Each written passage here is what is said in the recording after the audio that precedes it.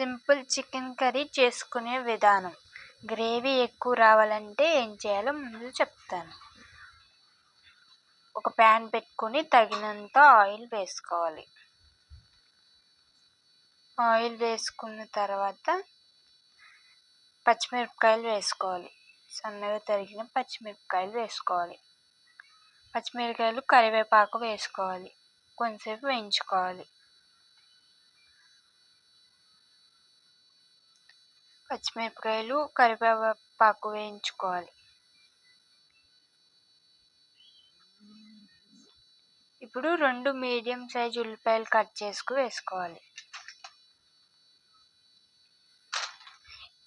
ఈ కర్రీలో మనం మసాలాలు ఏమి యూజ్ చేయట్లేదు.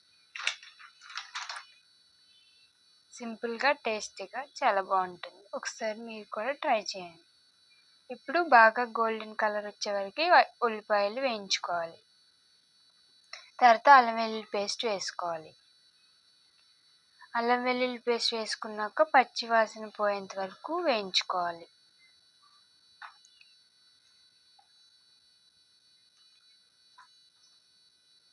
అల్లం వెల్లుల్లి పేస్ట్ పచ్చి వాసన పోయిన తర్వాత కొంచెం పసుపు వేసుకోవాలి. అది ఇందులో మిస్ అయింది, మీరు మాత్రం పసుపు వేసుకోండి.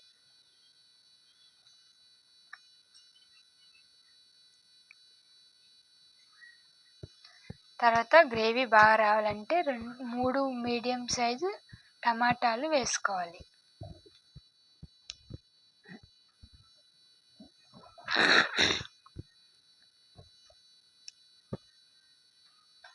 మీడియం సైజ్ టమాటాలు సన్నగా తరుక్కొని వేసుకోవాలి. అప్పుడు గ్రేవీ బాగా వస్తుంది, టేస్ట్ కూడా బాగుంటుంది. ఇప్పుడు ఉల్లిపాయలు అన్నీ కలిసేలాగా కలుపుకోవాలి.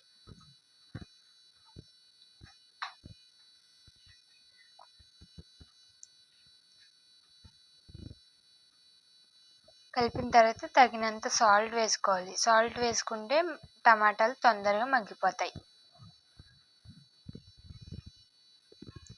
కొంచెం మసాలాలన్నీ మాడిపోకుండా కొంచెం సిమ్లో పెట్టుకోవాలి. ఇప్పుడు ఉప్పు వేసాం కాబట్టి బాగా కలుపుకోవాలి.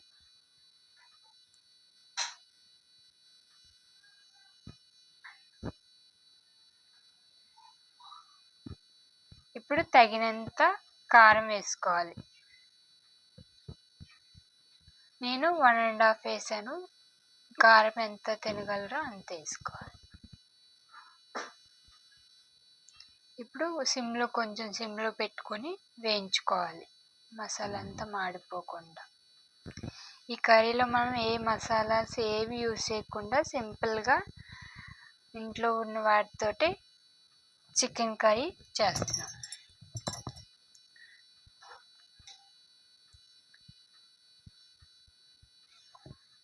బాగా మిక్స్ చేసిన తర్వాత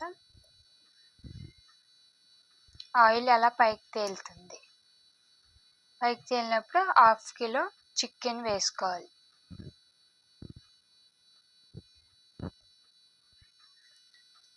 హాఫ్ కిలో చికెన్ వేసుకున్న తర్వాత కొంచెం సిమ్లో పెట్టి బాగా మిక్స్ చేసుకోవాలి.